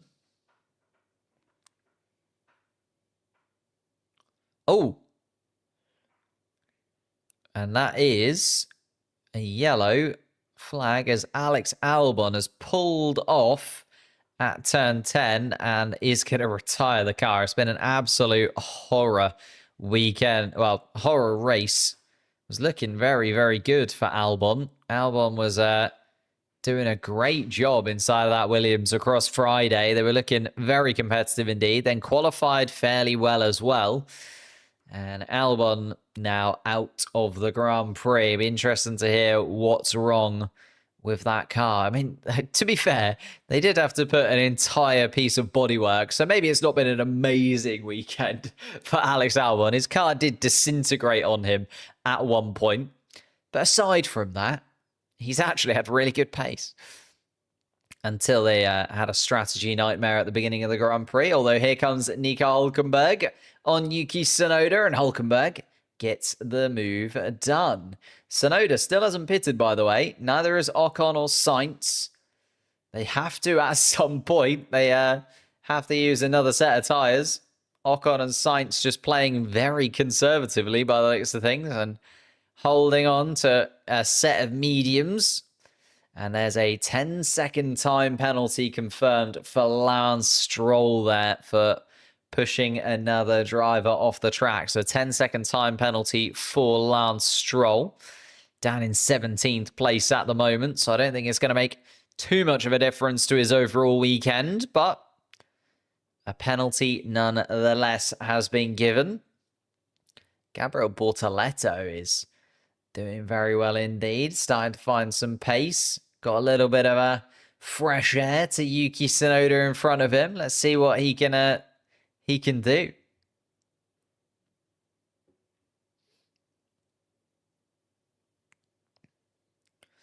Is he in escape route? Oh, Alex Albon, yeah. He pulled off at turn 10 and went to the behind the barriers at turn 10. So is off the track and there's no chance for safety car or anything like that. Piastri and Norris, keeping an eye on them as well. Oh, as we see, Gabriel Bortoleto coming into the pits. Needed a second set of tyres. Bortoleto, pretty solid stop. 2.4 seconds from the Stake Sauber team. Let's see what he can do. Oh, and there's another incident involving Behrman and Hadjar, which is now being looked into by the stewards as well. Lando Norris sets another fast lap. He's 0.04 of a second quicker than his teammate. Piastri is also turning up the heat, a 14.5.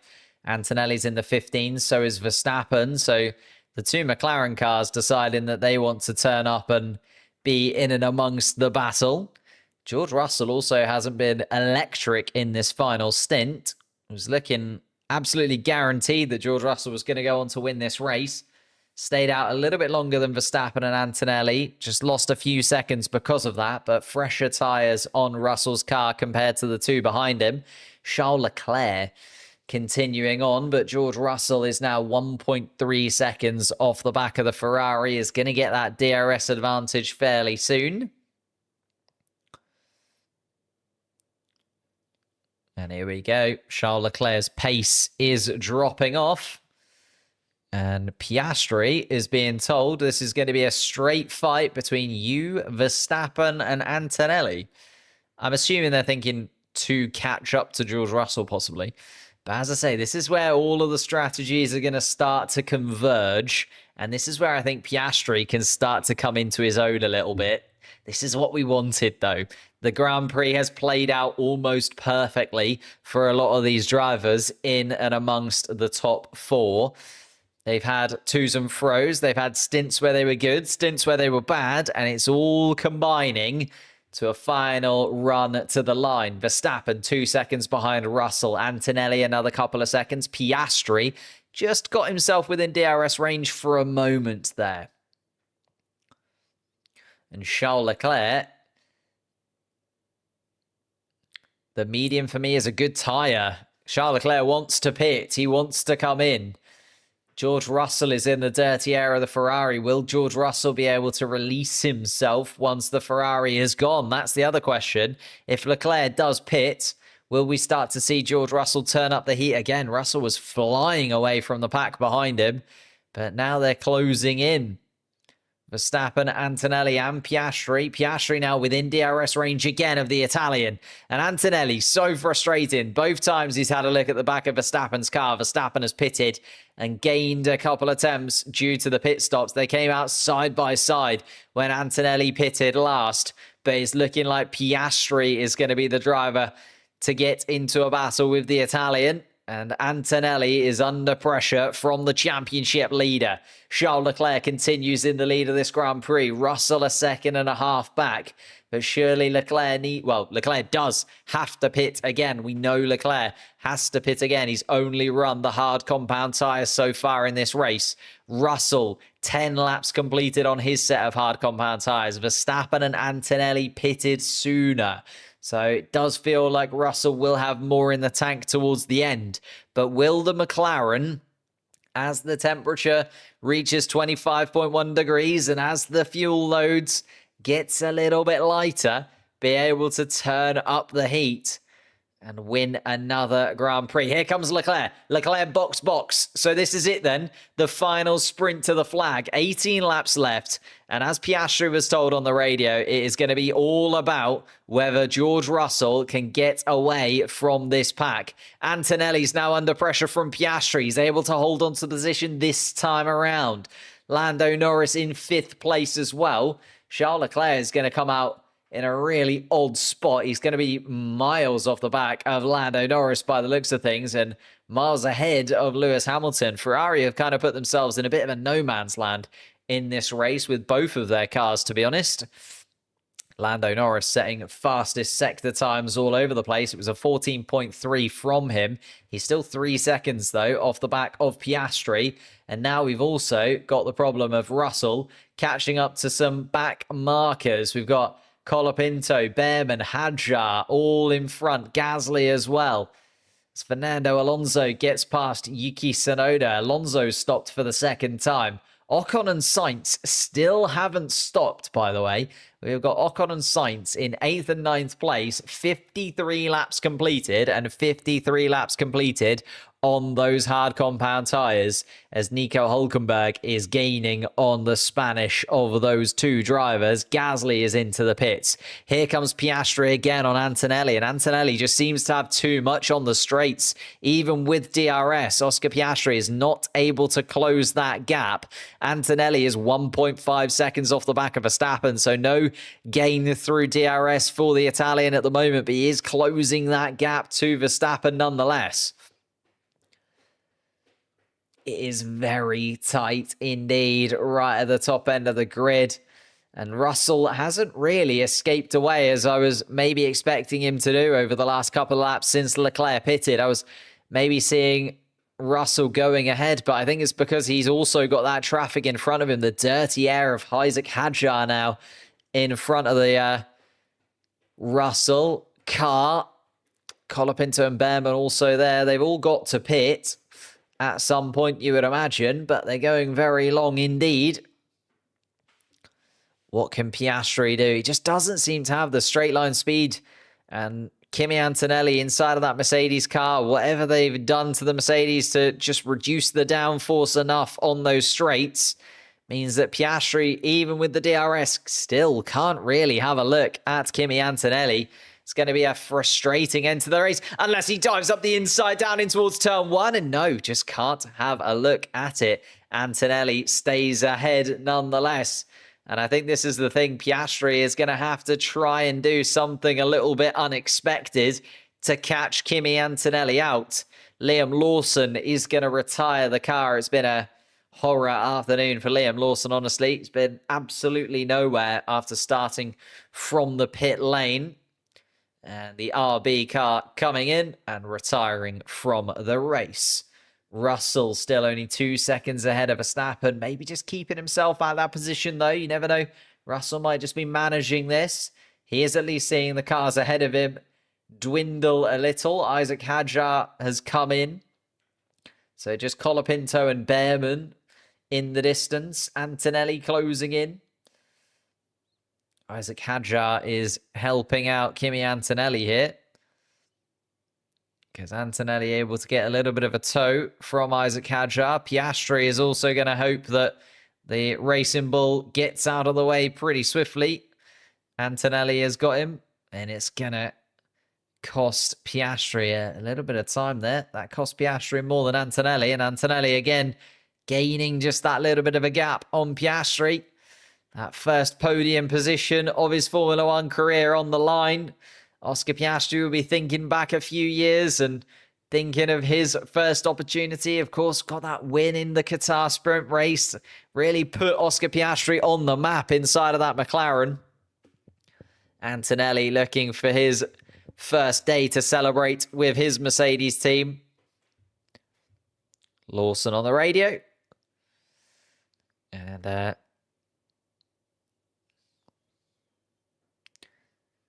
And trying to look after the power unit at Racing Bulls. And Liam Lawson, as he says, had a pretty bad day, and it just went from bad to worse. And they have had enough as Yuki Tsunoda peels into the pits. Nico Hülkenberg is ahead of Carlos Sainz now. Esteban Ocon and Carlos Sainz, still yet to have pitted, is continuing to be... They're just going for a zero-stop race at Haas and Williams. I think one is trying to sort of wait for the other to blink, but it's just starting to get silly now because it's not like Carlos Sainz is within a run at Hulkenberg or Ocon ahead. Ocon about 4 or 5 seconds ahead of Carlos Sainz. Both running that strategy, waiting for the others to stop. Lance Stroll has gone in for his second stop. So has Fernando Alonso. Obviously, the car's in the top 7, but in a very different battle. I'm just trying to keep an eye on where Esteban Ocon is actually going to go for it. And the back markers are really causing this to be a little bit of an annoying part of the race. We should have had a bit of a dart to the line between the top 4, but instead we've just had to wait until they've got past Behrman and they've got past Hadjar, and just waiting for all of these back markers to shift out of the way. It's very annoying, but we have now got Franco Colapinto out of the way of Lando Norris, and I think that is the final one of the back markers. I know Esteban Ocon's in there as well. Can we just like have back markers for some reason just disappear? It's really... Oh, and it's just another... Piastri's just getting so unlucky behind these back markers as well. Oh, dear. I mean, Ocon did eventually pit. That's why Ocon is now in this mix as well. I thought we'd finally got done with the back markers, and then Esteban Ocon pits and comes out. I mean, it's brilliant for Esteban Ocon. He's come out in 10th place. He's got a fresh set of medium tyres, and Hulkenberg is probably going to have to pit again. So we could be looking at an Ocon masterclass here, where he goes super long on the first stint and makes it worse. Carlos Sainz has also pitted as well. But now we are finally done with the back markers. It is Russell, Verstappen, Antonelli, Piastri, and Norris all within a touching distance. And Lando Norris has actually probably been the main beneficiary from this, because Piastri has lost out so much behind the back markers. He was right under the rear wing of Kimi Antonelli, now over 1.5 seconds adrift of the Italian. And Lando Norris has got DRS to his teammate. So if you're a Kimi Antonelli fan, you're absolutely rubbing your hands together. If you're looking at Oscar Piastri's title chances, his teammate is going to close the gap at this rate. Lando Norris looks quicker of the two right now. Has got a bit better of those tyres and has the DRS advantage as well. Max Verstappen still 2 seconds adrift. And this is where we've got 10 laps left to go. Are we going to see these cars really ramp it up? Really, sort of Piastri and Norris should be in such a better position. They've got 7, 8 lap better tyres than the guys ahead of them. Lando Norris is 10 laps better off in terms of those hard compound tyres compared to Verstappen ahead, but not quite there yet. Piastri closing in. Lando Norris, DRS wide open. Is he going to have a look at his teammate down into turn 1? Not this time around. There doesn't seem to have been any radio calls either between the two McLarens. They're just being left to race. course, the swap here from 4th to 5th would be pretty substantial.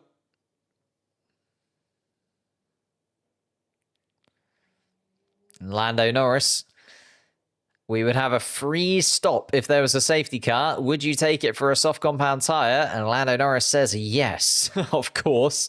But I don't think he really wants to be worried with that at the moment, because he is bearing down on his teammate and knows, I know it's only 2 points, but it's 2 points nonetheless that he could gain on his teammate here.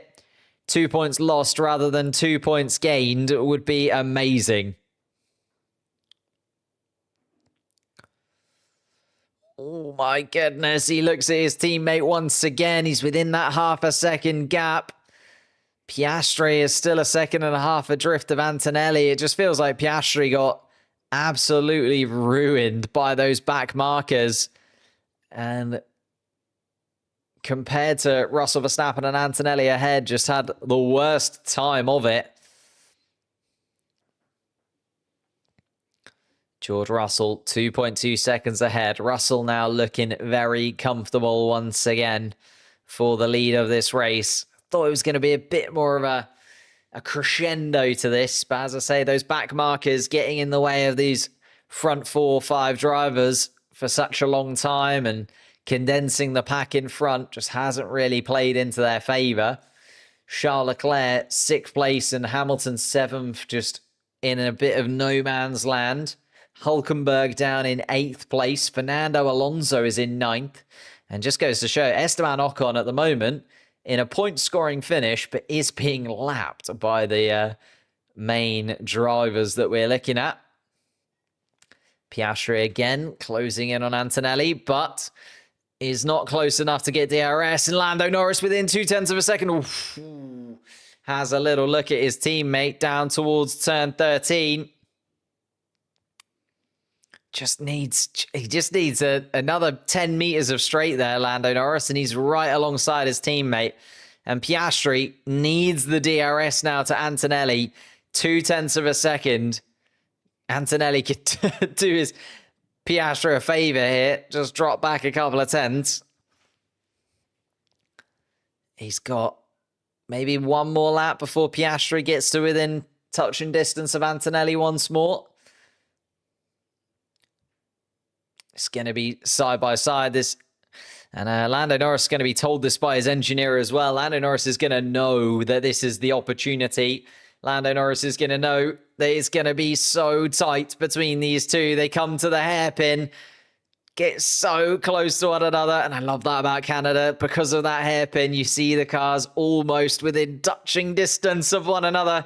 DRS is wide open for Lando Norris again. He's actually a little bit further back than he was last time, but he's going to have to go for a lunge. Surely doesn't. Has a look up the inside of Piastri, but can't do it. Piastri gets a good exit, and now Piastri is within the DRS range. So Piastri now, once they get into those DRS zones again, is going to have DRS. So Oscar has done just enough. And it feels like Oscar here has now got the position on Norris. Norris needs a little bit of a dream exit off turn 10 here.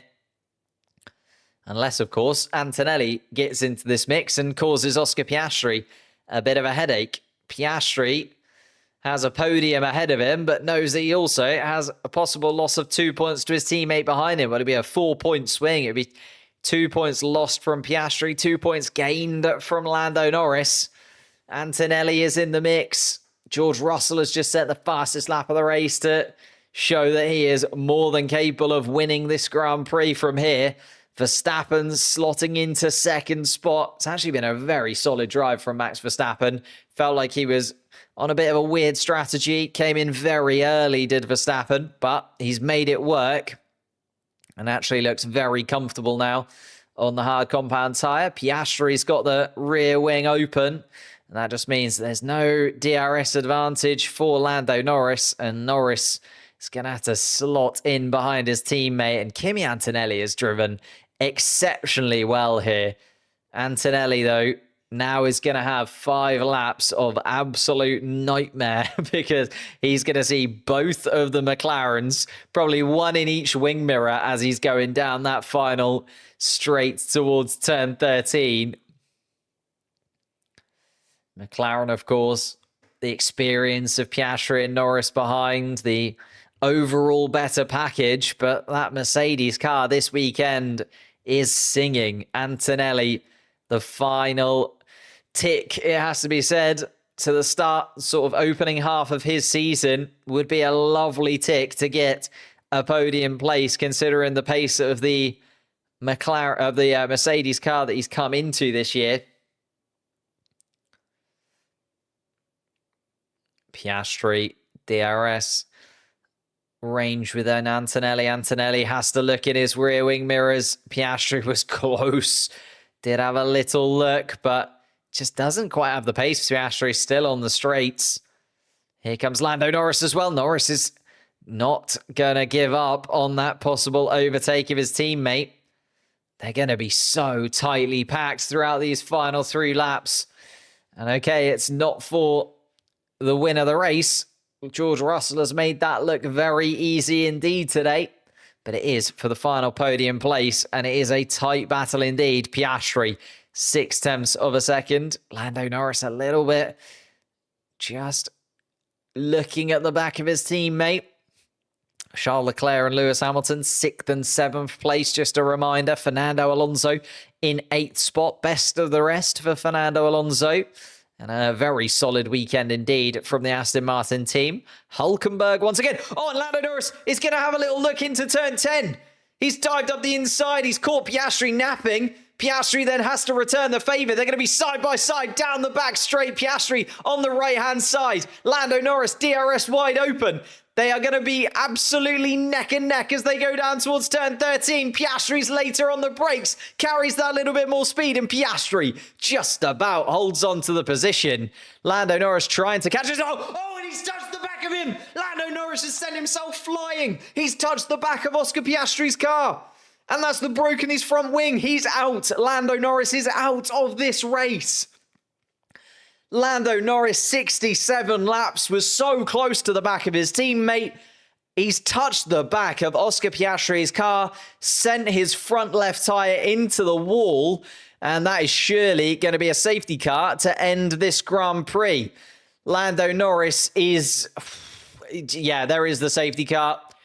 Had to be done. Piastri was not going to let his teammate by easily. He closed that gap. And there is going to be some discussions at McLaren. That is going to be huge for the championship. Piastri will be 4th place in this race. Leclerc and Hamilton will make their way past a stranded Lando Norris at the end of the pit straight. Lando Norris thought there was room, went for a gap that maybe it wasn't there. We need to see a replay of that, I think, from Lando Norris's perspective. Lando Norris tried to catch Oscar Piastri sleeping at turn 10. It was a lovely battle between them through turn 10, 11, and 12, side by side, all the way down that back straight. Oscar Piastri up the inside, later on the brakes as well. Piastri knew he could just lunge up the inside and carry that little bit more speed, but then Lando Norris does get a better exit out of turn 14. Lando Norris underneath the rear wing as well, and yeah, he just touches... He went for that gap on the left-hand side of Piastri, and that gap just seemed to close in front of him. Let's look at it from the onboard. Lando Norris right under the rear wing of Piastri. So much more speed. Goes to the left-hand side, but there isn't a gap there. And Lando Norris... And Lando Norris blames himself on the radio, and I have to agree with him. As much as I am a massive, massive advocate of Lando Norris, I've loved his time at McLaren. I think he has been a wonderful driver for the team. It has to be said, that is a huge, huge swing in Oscar Piastri's favour for the season. And Lando Norris goes for a gap. He just slightly misjudges it, I think. He just misjudges where his front wing is.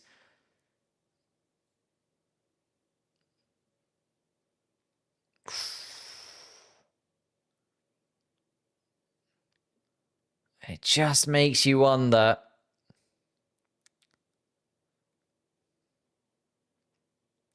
Oh, and Oscar Piastri pitted under the safety car, but then he's cost him dearly. I don't really know.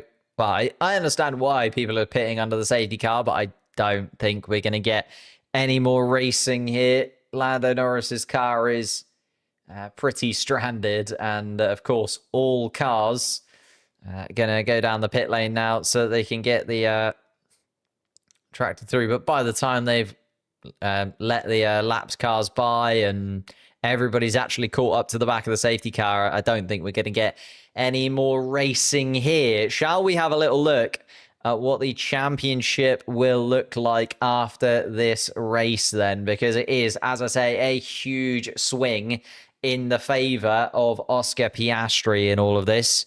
As much as a 4th place finish might not feel like a lot, 12 points gained where your teammate gains 0 could be substantial by the end of the season. It's going to be a 22 gap between Piastri and Norris, elongating from 10 to 22. Piastri is going to have the lead of the championship. Max Verstappen also gaining 18 points. Gained 6 on Piastri at the top of the championship. Still not out of it, Max Verstappen. Still not out of it, in my opinion. If there's one driver that I would trust to be able to do something a little bit special, it is Max Verstappen. And Verstappen just not very happy with George Russell. Shock behind the safety car. George Russell gets himself 25 points. That would put him on 136 for the season. So George Russell, I think, within touching distance of Verstappen, but I would not say within a... Russell, Verstappen just overtook me under the safety car. Is George Russell going to try and get Max Verstappen a little penalty here of nowhere? Safety car still running. We will, of course, lead into the end of this race, but we are not going to get any more racing laps. We are not going to see an Abu Dhabi style finish to this one. I think we are going to finish under the safety car as we should. The safety car coming into the pits once again. And we'll start the final lap of the race. Lando Norris's car being removed from the end of the pit straight.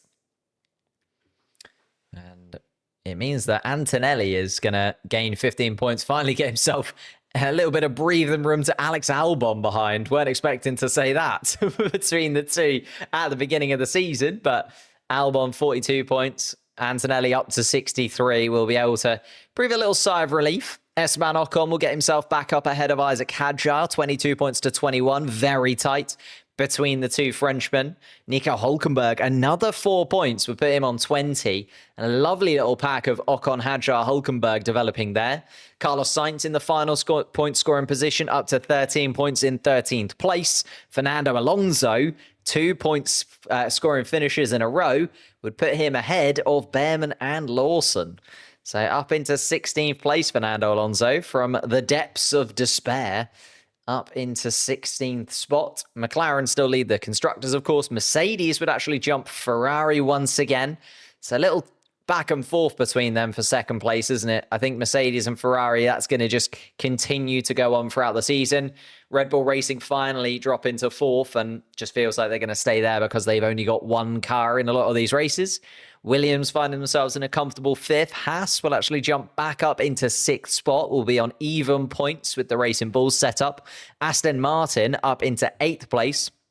22 points. Sauber will drop down to ninth, and Alpine still the slowest team on the grid as it stands in the championship. But let's go back to the race as we are looking at the safety car coming home to win the Canadian Grand Prix. It is going to be the Mercedes-powered safety car, followed by the Mercedes-powered George Russell to win the Canadian Grand Prix. His first race victory of the season, and a well-deserved victory as well. George Russell, a stunning qualifying lap from him. And now another Grand Prix victory for him. Max Verstappen is going to settle for second. Kimi Antonelli gets his first podium place. What a wonderful, wonderful afternoon. If you are a Kimi Antonelli fan, Mercedes, 2 podium finishers, Verstappen on the podium, and Piastri, that championship swing, 12 points gained. Lando Norris out. Charles Leclerc and Lewis Hamilton finished 5th and 6th. Fernando Alonso 7th. Hülkenberg in 8th. Ocon in 9th. And Carlos Sainz in 10th. It is another stunning Canadian Grand Prix. I really enjoyed that. We're going to delve into a little bit more of the details in about 5 minutes time. If you are a member of the channel, there is a post-race members show. If you're not a member of the channel, sign up now. Join us for the post-race show. A lot to break down there. We'll, of course, discuss the McLaren battle, but we'll also discuss what does this mean for the rest of the season. Is this Mercedes jumping into the battle? Is this Verstappen continuing to be within title reach? And how can Ferrari throw away more points? They are just absolutely collapsing once again. Ferrari look nowhere, don't they? Alonso, Hülkenberg, Ocon, and Sainz, the winners from the midfield. As I said, thank you guys so much for joining me. Leave like, subscribe. This is the final show that we're going to do from this office. It feels dramatic. Feels like we've been here for a very long time. We've done, what, I don't know how many shows from here. Well, all of them. All of the shows from this office. And it is going to come to a close. We are swapping places. We'll have a brand new background in a couple of weeks' time for the Austrian Grand Prix. Subscribe so that you don't miss it. I will see members in a few minutes' time. Thank you guys so much for watching. I will see you all very, very soon.